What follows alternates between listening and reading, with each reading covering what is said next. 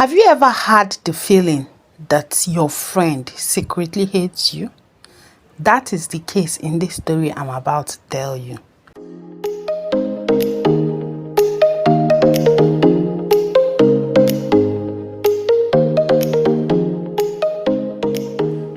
I think my friend secretly hates me. But before we get into this story, hello everyone, welcome back to my channel Storytime with Nychi, where I'll be telling you guys interesting story times while showing you how I make wigs, beaded bags and other things I create. So also I make wigs for sale, so feel free to pre-order from me. In this video, I'll be showing you guys how I created or recreated the bag that I'll be tagging or I'll be showing in the video above. So stay tuned. Now let's get into the story. It all started back in the university. Me, my sister and this girl were really close. We were neighbors from home, so even though we gained admission into different schools, the fact that we were still in the same state kept us connected. We visited each other often, and honestly, those moments were always a blast. Now, my friend used to come from a very comfortable home, but recently things had become difficult for her family. Her dad had been seriously sick for a very long time, so me and my sister were always there for her. Looking back now, I even feel like we overdid it because sometimes we pitied her a lot. One morning around 5 a.m. she came to visit, so she slept over. Suddenly her phone rang and we all woke up. The moment she picked the call, she screamed. Me and my sister jumped up immediately. We were like, babe, what happened? This girl started crying uncontrollably and then said, my father is dead. Me and my sister instantly started crying too because we knew how sick her dad was. After we calmed down, we asked her what exactly happened. She said he fell inside a sockaway. That was not the reply we were expecting. Immediately, something felt off. We knew their house back home very well, and the dad's sickness had already made movement difficult for him. So, how exactly did he fall into a sockaway? And besides, if something that serious happened around their compound, our mother would have had gist about it already. So we asked her, wait, where did this happen? And she mentioned one random town like that. At that point, confusion entered fully because I was like, una carry una papa go village? Only for this girl to casually say, no, it's my uncle in the village that died. Sorry, I call him my father sometimes. At that moment, I didn't even know the exact emotions I was feeling because on one hand, I was relieved that her actual father wasn't dead. But on the other hand, why would you scare me like that? For the rest of the day, we still comforted her because regardless, someone close to her had died. But later that night, when me and my sister were alone, both of us were like thinking the same thing. Like, this girl is really not normal. One thing about this, my friend, she loved to talk. This girl would tell you every single thing happening in her life, and somehow while telling you that story, she will add lies, maggi, sugar, salt and pepper so confidently, and she will still expect you to believe everything. But the funniest part was our relationship. She was always eager to gist me and my sister about the guys she was dating and how thoughtful they were. Meanwhile, any normal human being could see the red flags from heaven. No, what am I saying? Red flags. Red banner. But my friend had selective blindness. Yes, she did. As good friends, me and my sisters constantly warned her because this girl always gave too much in relationship. Her time, money, energy, everything. This girl could literally catch her boyfriend cheating with her two eyes. And once the guy said, "No, babe, she came on to me. You know you're the only one I love," this girl will instantly forgive him. That was how clueless she was. Eventually, she graduated before us and went back home for NYSC so she could help take care of her sick father. And sadly, that was when her father actually died. This time, for real. Me and my sister and even my parents were there for the family emotionally. We called constantly, we checked up on them, comforted them, everything. Then before I graduated, I got engaged. Since she wasn't in school anymore, I used to call her and gist her about my wedding plans. This girl would shout, "I will be your chief bridesmaid though." Then her and my sister will start dragging the position jokingly. Honestly, it felt cute to watch. But fast forward to when I finally graduated and came home. My sister was still in school, so during my introduction preparation, I decided to keep things very small and intimate. I only invited her and one other friend to help me with a few things. Now, unfortunately, my actual wedding date fell around the same period her family were preparing to go for her father's funeral in the village. So, but she assured me that she will still be around for my introduction. I even met her physically before the day and we planned everything so she would help me handle some of the things.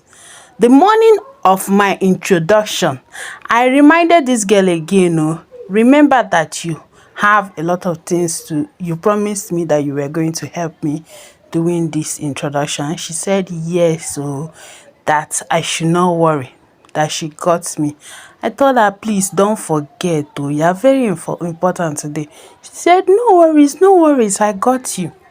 Around 2 p.m. in the afternoon, I reminded her again, only for 4 p.m. to reach. The time of my introduction was supposed to start, and this girl disappeared.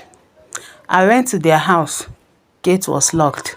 I asked around and people told me she dressed up and went out. My introduction day, after months of planning, after all the reminders I've reminded this girl, omo, this girl went out. Blood she go flow because this girl made sure that I don't even have any backup plans. That was how I picked myself up like a soggy noodles and went home. Luckily for me, that's my other friend that I had already invited came with her sister. That is how I quickly pleaded with her to step in and help me fill in for the day. Honestly, without them, I don't even know how that introduction would have went because this girl thought that if she disappeared from my intro, it wouldn't hold. I laugh in Okigwe. This my friend made sure she stayed wherever she went to till around 9 p.m. just so that the event will be completely over before she came back home. After everything ended, she now had the effrontery to come to my house. At first, I even thought maybe something serious happened to her or probably she went somewhere that is very, very important. But when she arrived, my mom and my sibling, omo, those people, you cannot play with them, oh. They started questioning her immediately. So you knew your friend was doing introduction today and you still vanished. And you didn't even bother to show up at least. Even send text message in Kokwan. My brother joined in. Oh. I was inside my room when I heard all the commotion outside, but honestly, I didn't even care anymore. I just sat there eating my intro abacha like someone that has accepted life. At that point, I was done expecting anything from her. But when they finished dealing with her outside, she walked into my room. Omo, this girl had the audacity to smile like nothing happened. She even tried to come and hug me. I just looked at her and said, "Madam Biko, hold it there. Oh. Don't come close to me. I don't even want to see you." Because what exactly was that? Guess what she said she went to do? When I asked her, just guess what she said she went to do.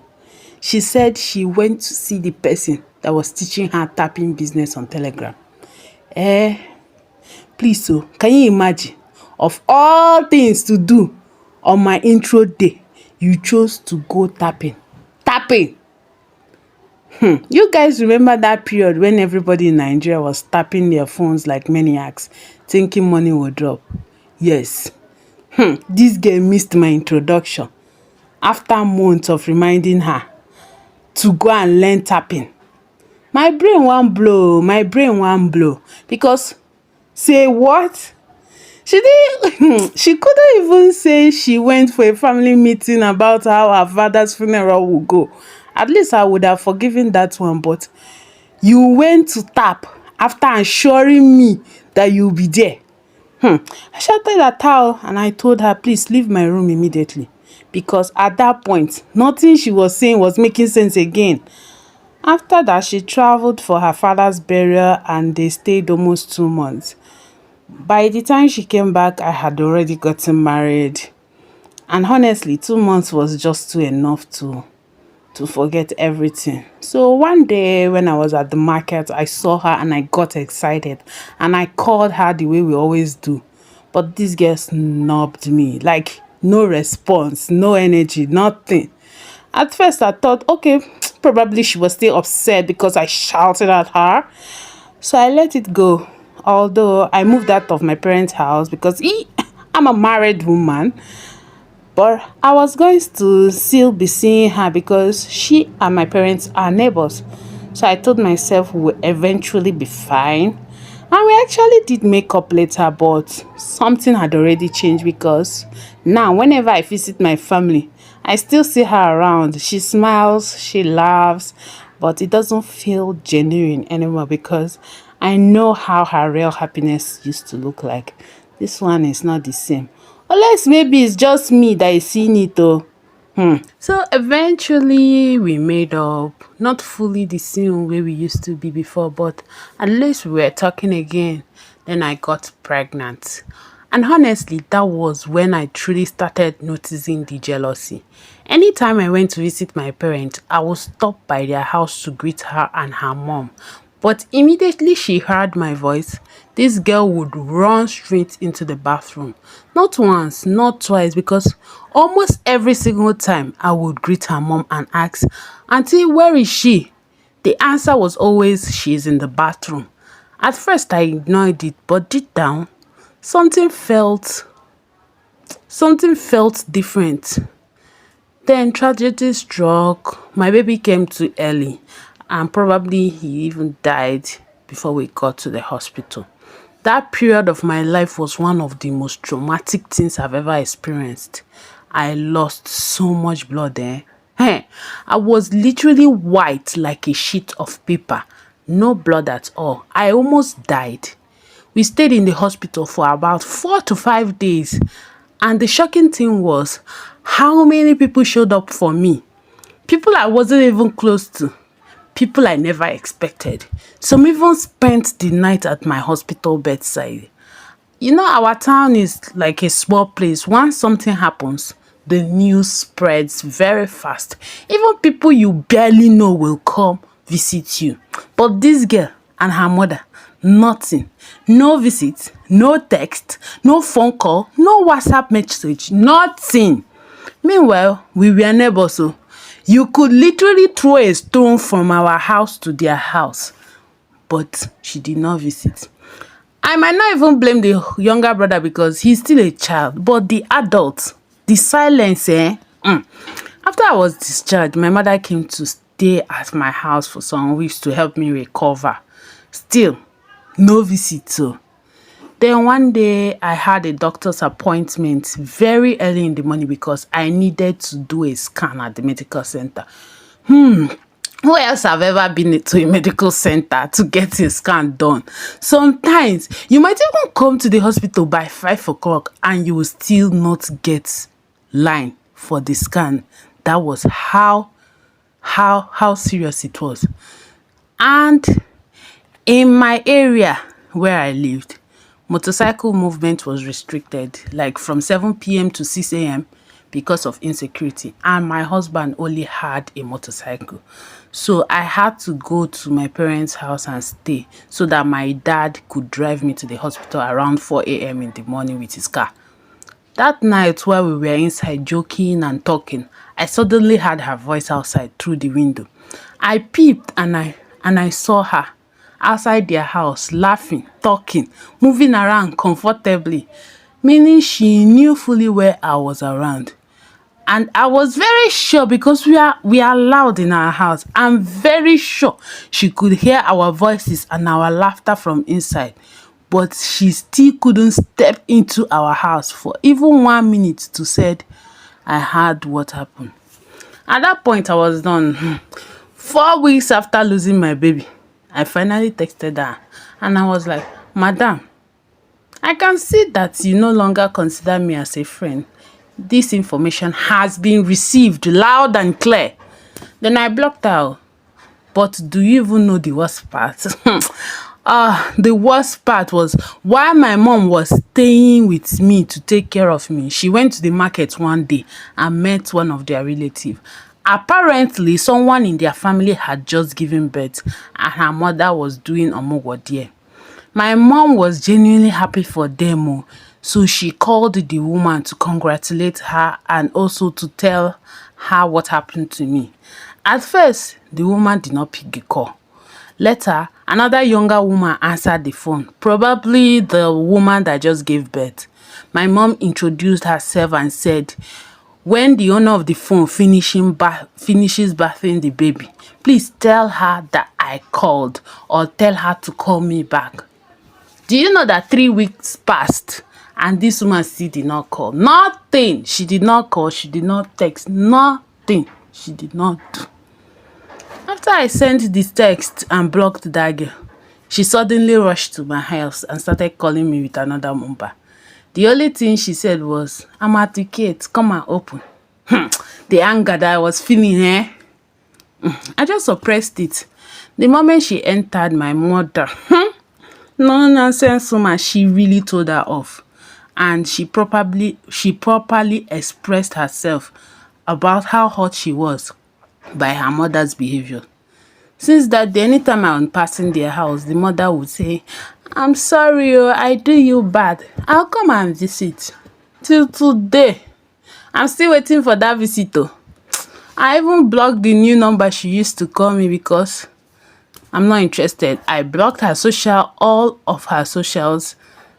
And wait, when something happy happened to me, you weren't there. And you still disappeared during when I'm grieving. What exactly are we calling friendship again, Biko? If you cannot be there for me when I'm happy or when I'm grieving, when then can you be there for me? At some point, I realized that maybe everything about my life moving forward was a torture to her. So I decided to stop torturing her, so I walked away. Thank you all for listening to this story. So what are your thoughts about the story? Write it down in the comment section. Have you ever felt like somebody was intensely jealous of you, and how did you find out?